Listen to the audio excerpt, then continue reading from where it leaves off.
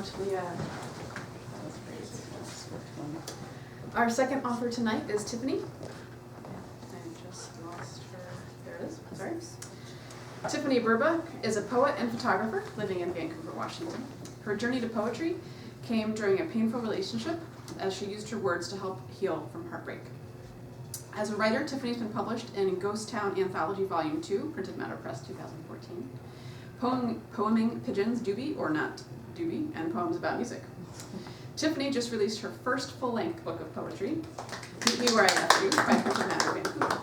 Thank you so much, Tiffany. Thank you.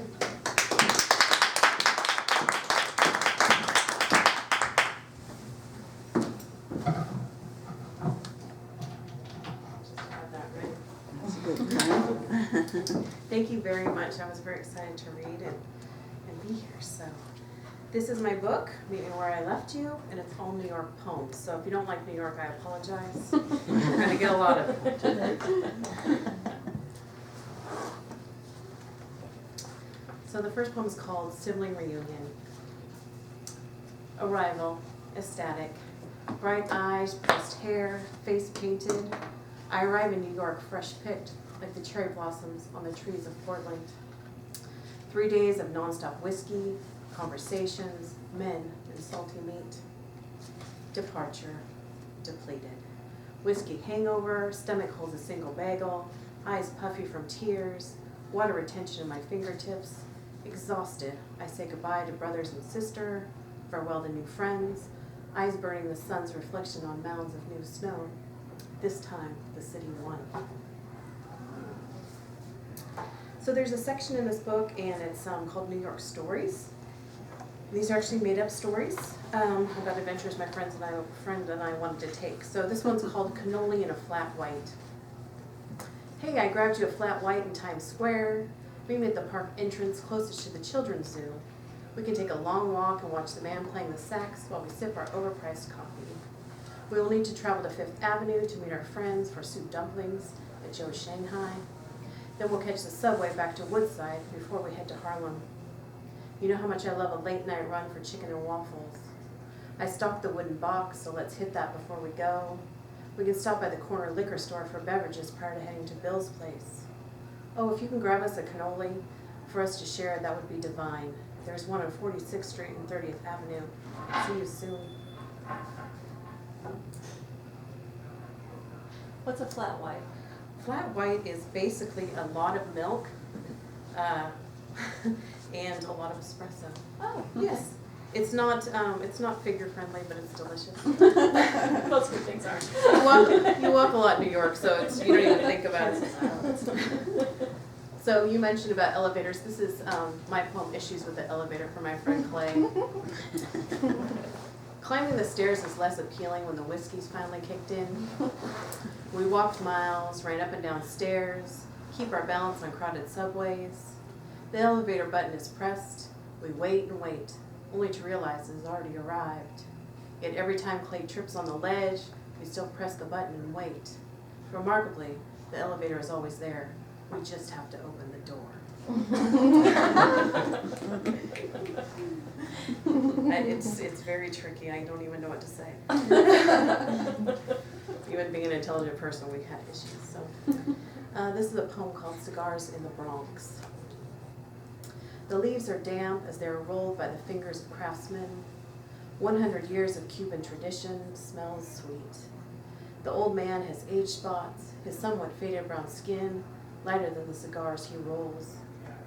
I watched him craft one after one, stuff and roll with wrappers around the sweetness of tobacco leaves.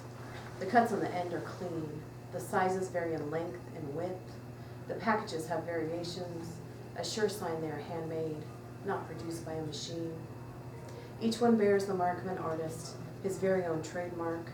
There are no two that are the same.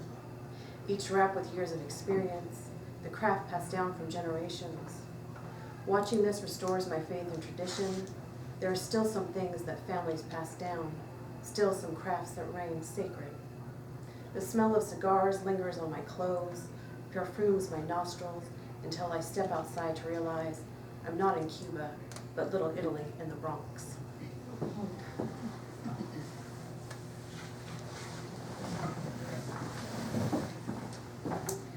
So one of the reasons I go to New York and fell in love with New York is my younger brother and my niece live there, and so that's fun to deal with the dynamics of family.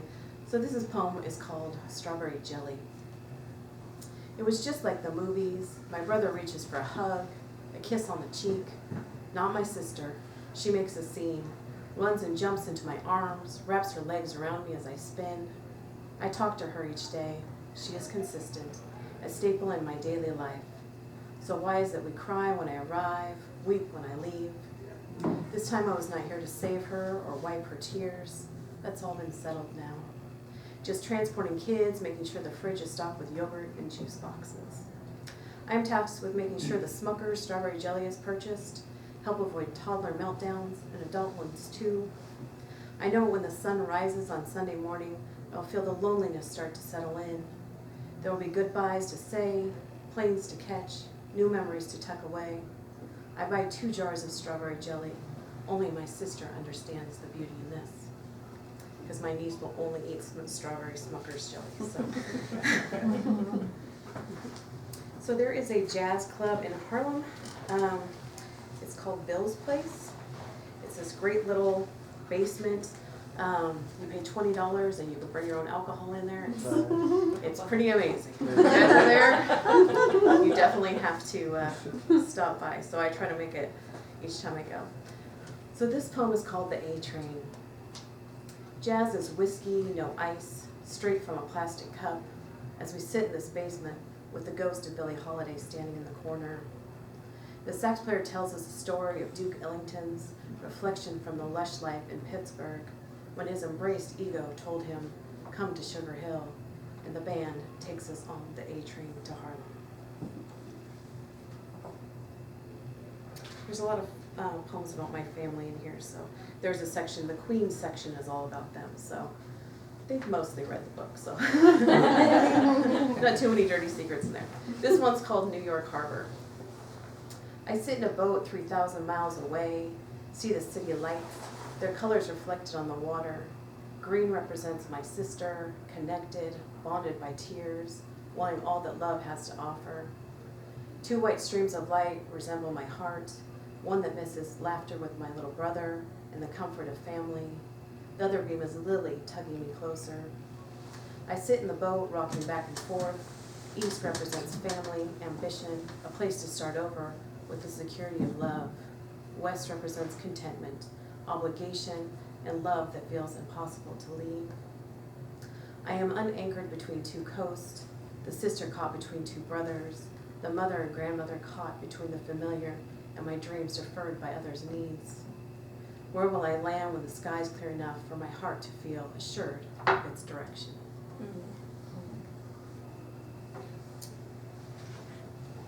This poem is called Pieces. Each time I visit, I leave little pieces of myself.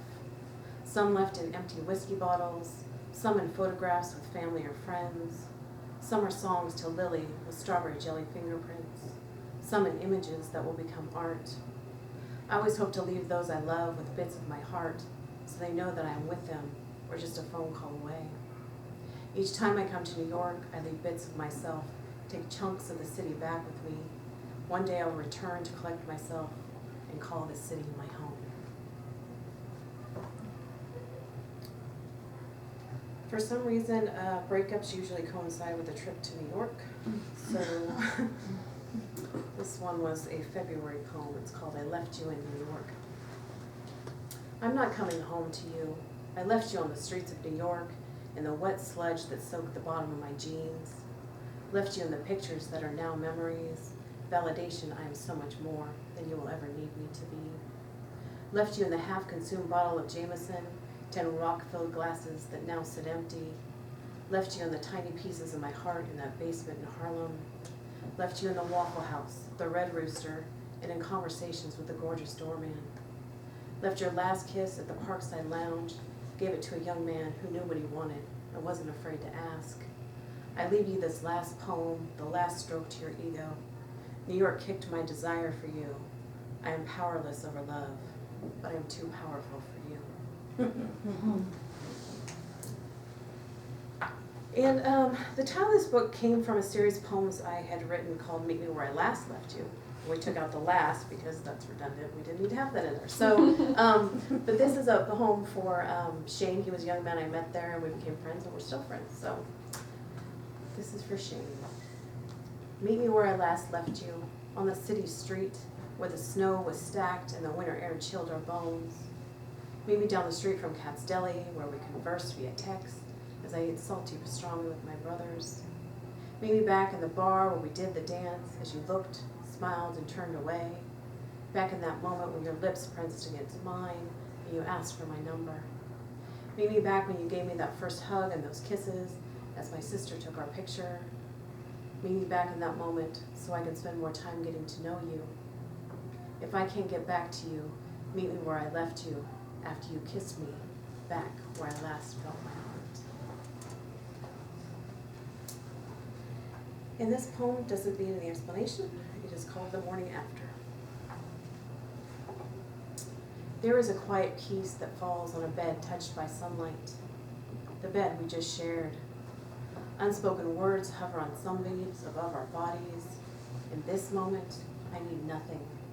No movement, no breath, no words. Just the stillness encircling us.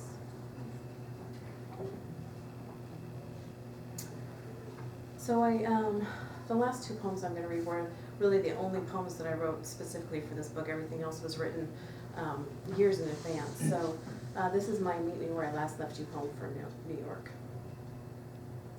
Meet me as fall has just started to change the leaves in Central Park, where the green transforms to orange and yellow as the air is crisp in the morning, warm in the afternoon, and chilly at night.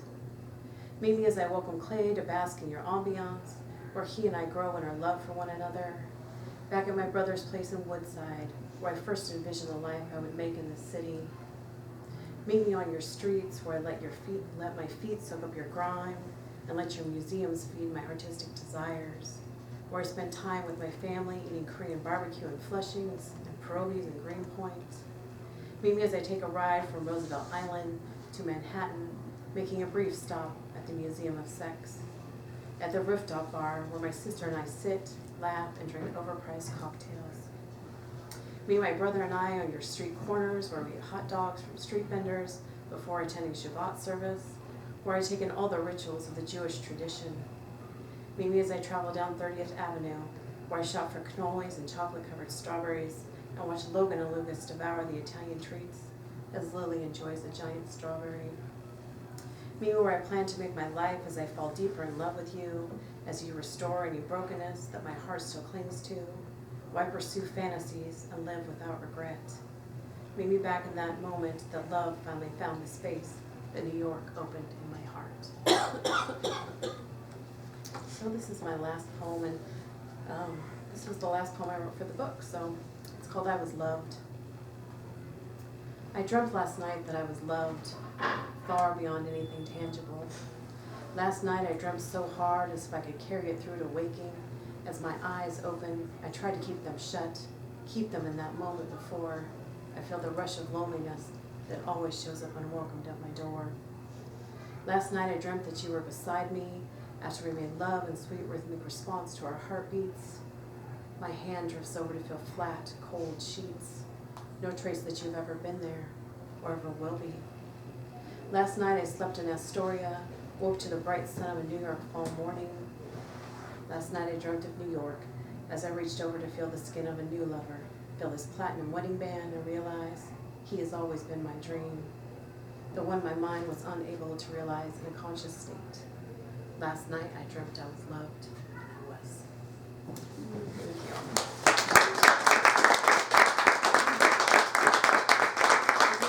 One plug, on Thursday, March 9th, Ghost Town Poetry Open Mic in Vancouver. We're having Sam Rojas Chua. So please come join us in an open mic and then a featured reader. So thank you guys. Thank you, Tiffany. You said New York and I got all nervous because I'm not a New York person. Thank you. And I'll plug Sam.